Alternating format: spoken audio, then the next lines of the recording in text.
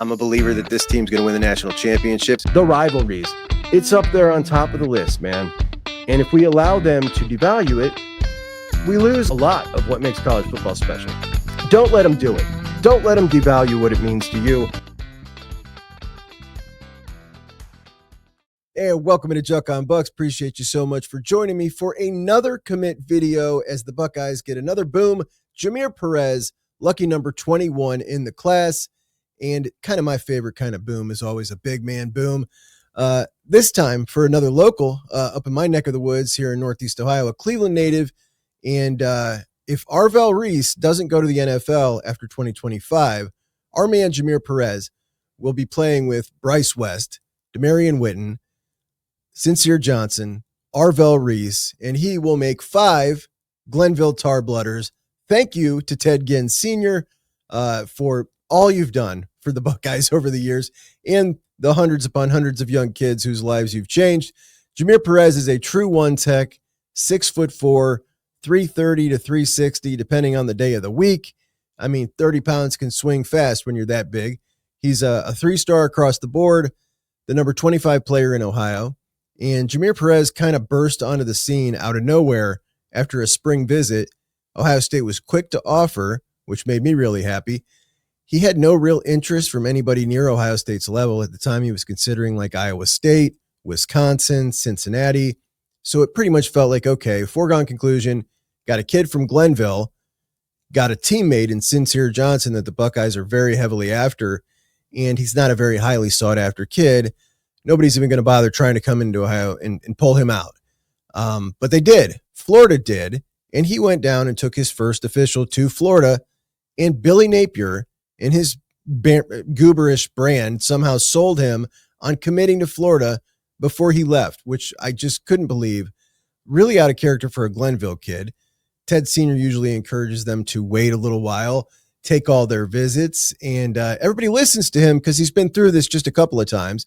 But JJ got excited down at Florida, leaves, committing to them, and he said in his interview afterwards that they got experience with guys his size, and he's always felt he was an SEC caliber player, as if to say he belongs playing at the best, but at a very inferior school in Florida than the one right down the street for him, which didn't make much sense. But thankfully, we got Ted Sr. and Sincere Johnson, and the teammates down from Glenville came down to a camp at Ohio State in June, and JJ Perez was there not only attending it to hang out, but working out when he was committed to Florida. And that was kind of the writing on the wall. This flip was coming. Then we got Sincere's commitment to Ohio State. And now here comes JJ Perez. So JJ Perez, just a massive human, man. A massive human. He can carry 330, and that's probably kind of the optimal weight. Or maybe he can get up a little heavier. I'm guessing the Bucs will want him to be around 330. But we're talking about a guy with just massive dimensions, ankles, wrists, thighs, butt, everything. A powerhouse. His nickname, the Big Root. Big Root man, like a tree, right? When he's grounded and the roots take hold, you're not going to move him off his spot, and that is his job after all. Now, as we bring in Matt Patricia and all the exciting new things we talk about with Matt Patricia, this is why I was so excited for JJ Perez, because to do, what he wants to do with a 3-man front, this is a piece that you need. And this guy was just perfect. And it's the kind of guy that we very rarely grow up here. They come from down south, and they don't like to leave the South. And that's why it was so devastating to lose that kid to Florida. But Bucks pull through, get him back up, and we can chalk another win up for Northeast Ohio for our Buckeyes. Northeast Ohio supplying the talent. Buckeyes do their job. I'm always going to be excited about having a big body in the middle of the defense. And I hope he can develop into a contributor. His job isn't to rush the passer. His job is to take on a guard and a center on a double team and make him go back to the huddle, shaking their head, saying that's a tough son of a gun. He's powerful. He's strong. He's relentless. He plays with his pads way too high, doesn't have a great first step, not particularly laterally quick. Not someone we're going to see play as a freshman. But let this guy get 2 years in Ohio State's strength and conditioning program and look out. If he's got the right attitude, he can be a real solid contributor. So Perez makes number 21 in the class after we got Luke Fahey's announcement yesterday. And there is some great, there is some not so great in this class, but it's still ranked in the top 5 in both 247 and on 3's class ranking. I don't think it's going to finish in the top 5, but if it does, I'll be really excited. The thing about this class is there are some really excellent football players at the top and some really, in my opinion, great evaluations throughout. And we'll go over the defensive line, but let's run down everybody from the top of this class, taking it from the top with Chris Henry Jr., superstar wide receiver, who just signed a deal with Adidas, just like JJ, our man's big time. Obviously, son of Chris Henry Sr., who was an NFL wide receiver at Cincinnati, tragically died when Chris Henry Jr. was a kid. And Chris Henry Sr. was so tall, smooth, fast, but really skinny. Now, Junior's mom is Polynesian, and he's starting to get that Polynesian look in his physique, like just thick dimensions. Also starting to look closer to 6'6" than 6'5". Just a massive man. I don't think he's going to stop growing anytime soon. He's going to be kind of the ultimate weapon here pretty soon, man. Like, he's just a monster. Not ranked as the number 1 wide receiver. Obviously, he doesn't got the traditional wide receiver build. And we didn't really get to see him last year. Goes out to Mater Dei and got injured. I think it was game 1 or game 2. So we got to see maybe like 1 touchdown catch from him last year. So looking back at his film, he's still a really skinny kid in all the film we can see as a sophomore. We haven't really seen him move a lot at this size. So this season going to be really exciting to watch him. And he just might take over that number 1 spot again. Then we go to Louisiana. Blaine Bradford, who it's always a kid from Ohio who ends up being my favorite kid in the class. This is an exception, I think. I do believe Blaine Bradford, my favorite kid in this class. Baton Rouge, Louisiana, home of LSU, with a brother at LSU who took less money as a 5-star safety to come up to be a Buckeye. And when the kid was on his official visit, you could just see it in the pictures in his face, how enamored he is to be part of Ohio State.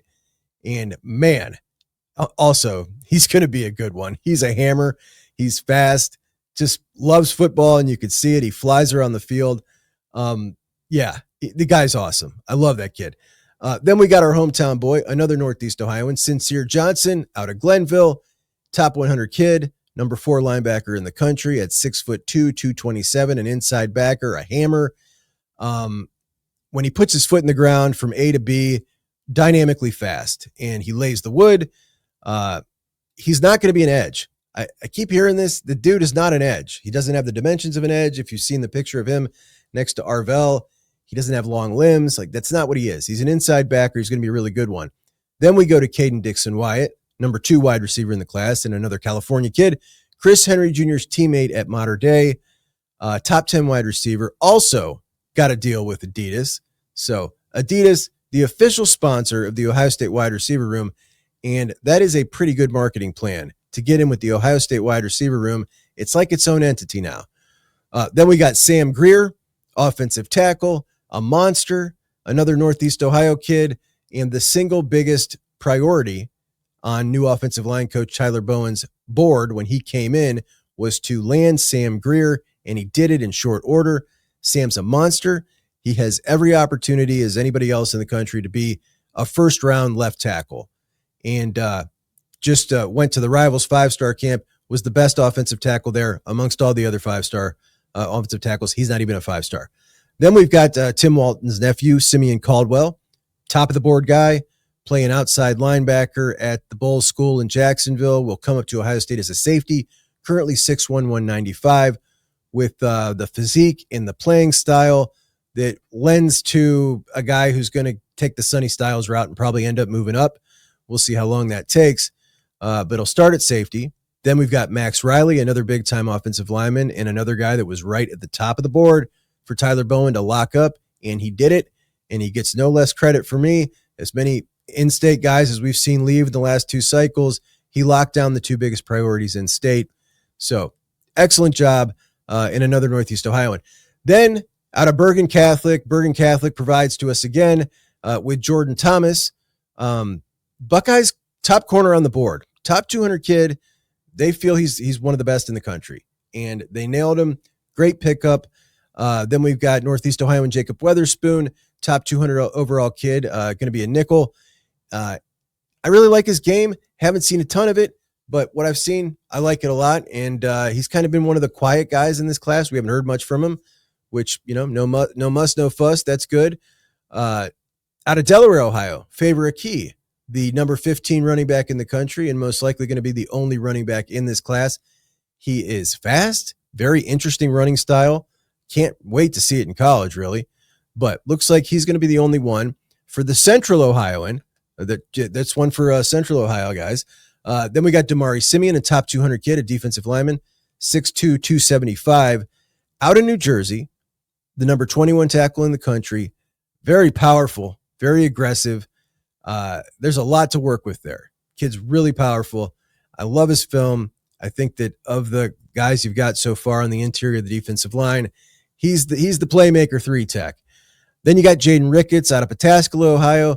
That is 2 for Central Ohio, and he is a burner. This is a dude that I think he finished 4th place in the 100 meters, and that is a big deal at States.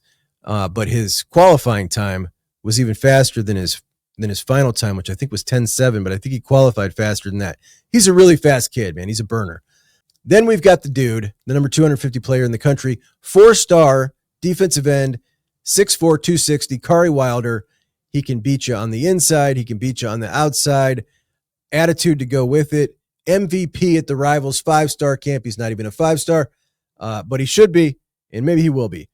Then we got CJ Sana, number 318 in the country at 6'3", 225. I think he's 6'2", but he is long-limbed, and he's the number 21 rated linebacker in the country, which is fair right now. But I'll tell you what, man, kid doesn't get a lot of credit. Gets pretty overlooked in this class. The speed is legit. The aggression is there. Dream to be a Buckeye, and you can never have too many of those guys. So love that. Every class you can look through at the end, a couple years down the road, and look back and say, man, I thought this kid was going to nail it. Well, I thought he was going to be really good. And you notice, like, wow, 6 or 7 of these guys never ended up playing at Ohio State really much at all. I don't think CJ Sana is going to be one of those guys. I just don't. 4-star, number 25 quarterback in the country, Luke Fahey, 6'1", 193. He's got a good arm. He's smart. He's competitive. He's athletic, pretty athletic. He's just a good quarterback. He's a good quarterback. He's not spectacular. He doesn't have the Tavian St. Clair, the Brady Edmonds tools. Those are very, very rare. What he does have is polish. He's a playmaker. And just like Brady Edmonds, his grandparents from the state of Ohio, he grew up loving the Buckeyes from California. So another quarterback coming to Ohio State who grew up being grandfathered in to Buckeye love out on the West Coast. Pretty damn cool. Then we got another Brian Hartline evaluation special. The fastest wide receiver in this class, Brock Boyd, 6'1", 183 pounds. He is a record-setting wide receiver in the state of Texas with 13 receptions in the state championship game was the all-time record. 6A Texas ball, top division. 1,800 yards he had last year, something like 18 touchdowns. Production machine, and he just burns them. Also a track star. His track time faster than Jaden Ricketts in the 100. Then we got Big Aaron Thomas out of Arizona, 6'5", 290. A big get for Tyler Bowen, number 500 player in the country. Cam Brickle, defensive tackle, 6'2", 300. Corbin Fordham, tight end, 6'3.5", up to 227 now. And this is a kid from Florida, the Bulls school, Simeon Caldwell's teammate. Not very highly ranked, but Keenan Bailey sees something in him, so much so that he passed on even offering Braden Fogel, a highly rated 4-star tight end in the state of Ohio, who's probably going to end up going to Georgia in lieu of Corbin Fordham, a 3-star. That takes stones, man. I respect it. This is his guy. He's all in on his guy. I hope it works out. Then we got our man Tucker Smith from Arizona, a kid that reminds me of a 3-star Ohio State offensive line masher. Comes to Ohio State, gets his offer. Boom. I want in. There was no other visits. That was it. Love that. So we got Sam Greer, Max Riley, Sincere Johnson, JJ Perez, and Jacob Weatherspoon from Northeast Ohio. CJ Sana, favorite key, Jaden Ricketts from Central Ohio. Northeast Ohio with the lead. We got plenty of time. We'll see what happens down the stretch for the Centralers. Last year, New Jersey was Ohio State's out-of-state honey hole with 5 New Jersey residents. This year, you got 2 New Jersey residents with Damari Simeon and Jordan Thomas. But this year's honey hole is California with Chris Henry Jr., Caden Dixon-Wyatt, Kari Wilder, Luke Fahey, also 2 Florida kids, the teammates Simeon Caldwell and Corbin Fordham. It's a very good-looking class of future Buckeyes. Areas that are complete, wide receiver, whether you end up getting Jaquaden Guilford or not, and we don't have a date on when he's going to make his decision, it's complete. Quarterback, obviously, with Fahey is complete. Linebacker, just going to be those 2 with CJ Sana, Sincere Johnson, a high-quality Ohio duo. Tight end is done with Corbin Fordham. Running back's probably done with Favorite Key unless we get a surprise from Derek Cooper. Offensive line, not done yet. You got 4. You wanted 6. You're probably going to end up with 5. It looks like JB Shabazz still out there, but I think he wants a little too much money. Duron Parks might be the guy, and that would be decent. That would be a really damn good effort in your first class for Tyler Bowen. So at corner, there is no one out there that I know of that the Bucs are looking at right now since they lost their battle of Danny Odom to Nebraska. At safety, obviously, we got the big whale out there in Braylon Womack, who's kind of the final 5-star on the board that we think, okay, we're still looking good for him, hopefully. That'll be August 22nd when he decides.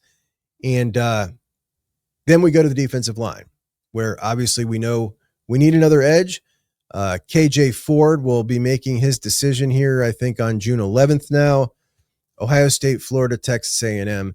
He is the last one that is, one of the guys that came up for an official, at least. We'll put it that way.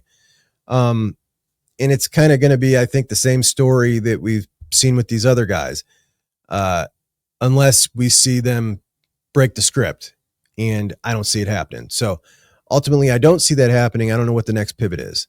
But the interior is done, adding JJ Perez. So Damari Simeon, JJ Perez, Cam Brickle, and that's a wrap on the tackles.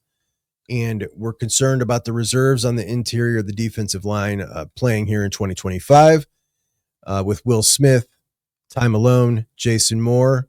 The guys coming up behind them in the pipeline, you got 6 of them in the class of 25 and 26. And last year, you had Max Roy, Trajan Odom, and Jarquez Carter. Followed that up with Cam Brickle, Damari Simeon, and JJ Perez. And if we're just looking at rankings, it's, below Ohio State's standard, to be honest, what we've become accustomed to. There's no getting around that. I've got a pretty high level of confidence in 2 of those guys that they're going to be dudes. And that is Damari Simeon and Jarquez Carter. Outside of that, there's some development that needs to happen with a couple of those guys, but there always is. Rankings don't mean everything, but it certainly does help to get a head start. Though I will say Will Smith was a top 150. Jason Moore was a top 60 player in the country. And Ty Malone was a top 89 player in the country. So, doesn't always mean everything. But we will get into a broader conversation about that defensive line on the next show. This is a commitment video. We will end it there on a positive note right now. JJ Perez, a Buckeye. Thanks for joining me. Talk to you soon. Juck 'em Bucks out.